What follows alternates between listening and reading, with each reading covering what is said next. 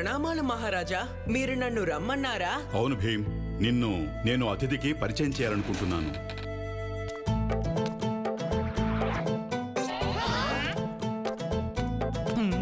నా పేరు రోమియో, తినేది రసగుల్లా. ఊళ్ళో అందరూ నన్ను రసగుల్లా రోమియో అంటూ ఉంటారు. రసగుల్లా రోమియోనా? ధోలక్పూర్ కోసం నేను ఒక ప్రత్యేకమైన దాన్ని తీసుకొచ్చాను.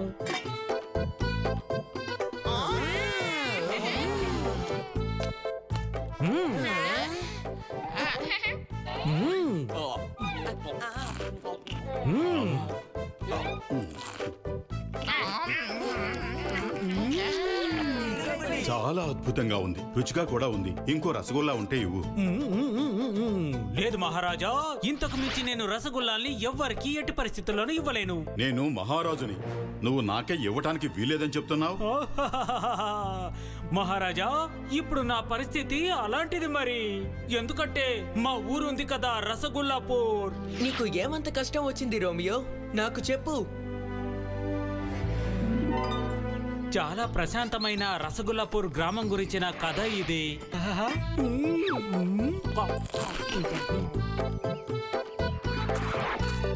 రసగుల్లాపూరా? ఈ గ్రామం పేరే చాలా వింతగా ఉంది. ఒక్కసారి చూడండి.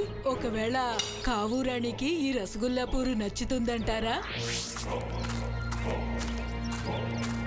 అసలు ఇది ఏం గ్రామం? అందరూ ఇక్కడ ఏం తింటున్నారు? ఓహో, ఈ రసగుల్లా ఏంటో మీకు ఇప్పుడు తెలుస్తుంది. ఇంతవరకు మీరు దాన్ని తినే ఉంటారనుకుంటాను. ఇదిగోండి.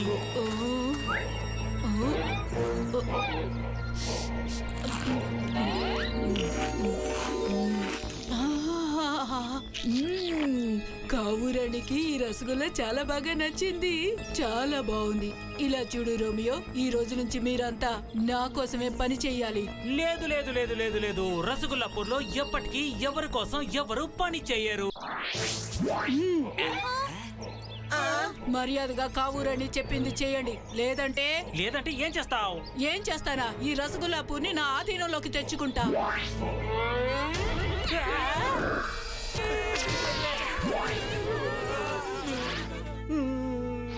ఇదే మా రసగుల్లాపూర్ యొక్క దీనమైన గాథ. భీమ్, ప్రతి ఊళ్ళోనూ ప్రతి వీధిలోనూ అంతా నీ గురించే మాట్లాడుకుంటున్నారు. మాకు సాయం చేస్తావా భీమ్? ఖచ్చితంగా మిత్రమా.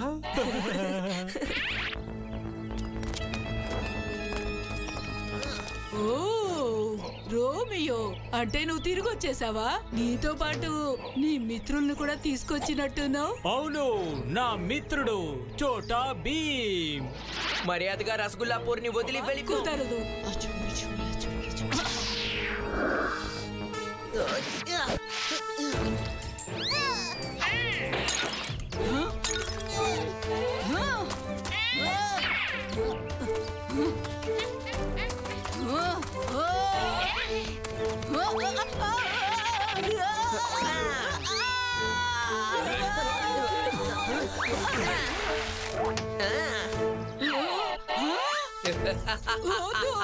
నా మంత్రదండాన్ని నాకు ఇచ్చేయి. మర్యాదగా వెళ్ళిపో, లేదంటే వెళ్ళిపోతాను. ఇప్పుడే వెళ్ళిపోతాను. అందరూ అక్కడ చూడండి. అక్కడ ఏముంది? అది పక్షా? అవును, చాలా అందమైన పక్షి ఉంది. ఉదయం నుంచి అక్కడే కూర్చుంది. కాళీయ నేను ఇద్దరు ప్రయత్నిస్తున్నాం. మాలో ముందు ఎవరి దాన్ని పట్టుకుంటే వాళ్ళే గెలిచినట్టు. వాళ్ళు దాన్ని తీసుకెళ్ళచ్చు. లేదు లేదు, అవును రాజు, పక్షులు చెట్ల మీద కదా జీవిస్తాయి. మన ఇంట్లో బతకలేవు కదా. సరే కాళీయ, మనం కాళీయ ఎక్కడా?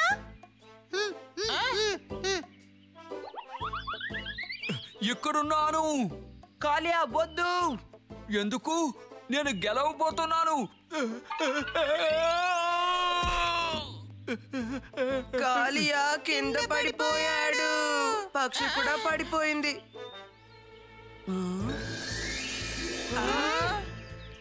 నేనొక దేవతని. నా దగ్గర చాలా శక్తులున్నాయి. అవి దోచుకోవాలని ఒక మంత్రగత్తె చూస్తోంది.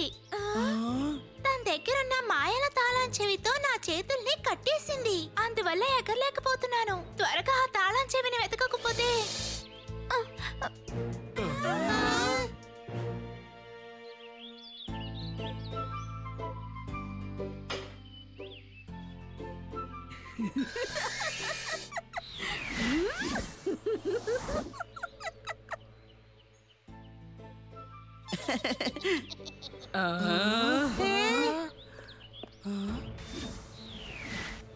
ఏంటి వెతుకుతున్నావు?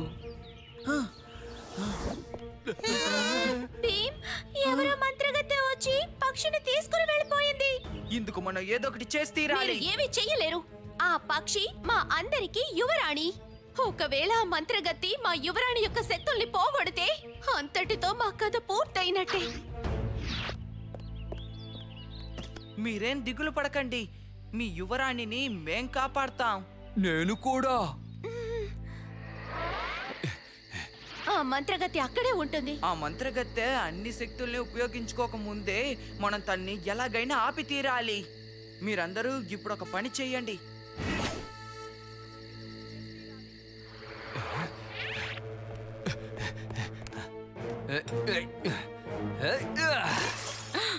నువ్వు ఇక్కడేం చేస్తున్నావు? వీటిని నేను తీసుకుని వెళతాను. ఏ ఆగు!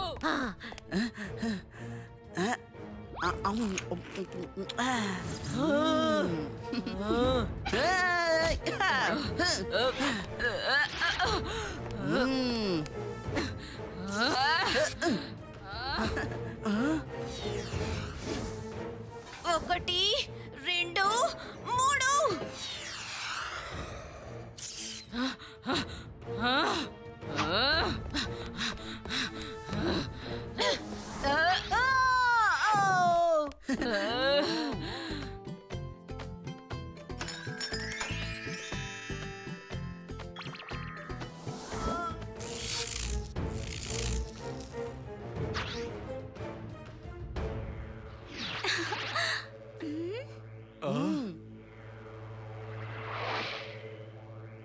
నువ్వు చేసిన సహాయానికి చాలా కృతజ్ఞతలు భీమ్. కాలియా, నువ్వు కనుక చెట్టుపైకి రాకుండా ఉండుంటే అసలు ఇలా జరిగేదే కాదు తెలుసా. కృతజ్ఞతలు.